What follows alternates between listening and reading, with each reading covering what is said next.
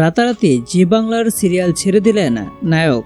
ধারাবাহিক বন্ধের জল্পনা তুঙ্গে জি বাংলাতে এখন একটার পর একটা সিরিয়ালের হয় সম্প্রচার বন্ধ হচ্ছে আর নয় বদলে যাচ্ছে স্লট। এই যেমন এখন বন্ধের মুখে অমর সঙ্গী, নিমফুলের মধু, মালা বদলের মতো সিরিয়ালগুলি।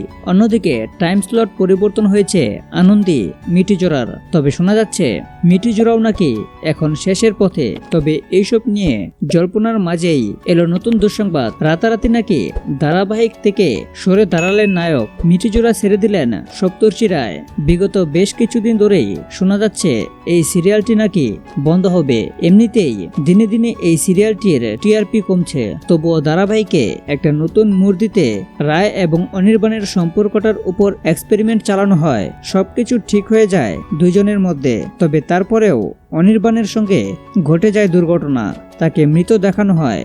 অন্যদিকে রায় আবার অন্তঃসত্ত্বা। এসব টানাপোড়েনের মাঝেই এবার সিরিয়াল থেকে সরে গেল সূর্য।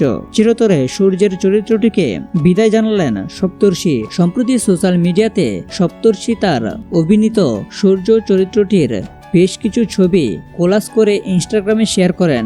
এই ছবিগুলি শেয়ার করে সপ্তর্ষি সিরিয়ালটিতে তার সফর শেষের ঘোষণা করেছেন। ছবিটির ক্যাপশনে তিনি লেখেন, ভালো থেকো সূর্য, ভালোবাসায় থেকো, আবার আসিব ফিরে। তার এই ঘোষণা দেখে রীতিমতো মন খারাপ হয়ে গিয়েছিল ভক্তদের। কমেন্ট বক্সে তারা লিখেছেন, সূর্যকে কি আর দেখতে পাবো না? এই সিরিয়াল সূর্য ছাড়া দেখতে ভালো লাগে না। দর্শকরা শীঘ্রই সপ্তর্ষিকে আবার নতুন কোনো সিরিয়ালে দেখার আবদার করছেন।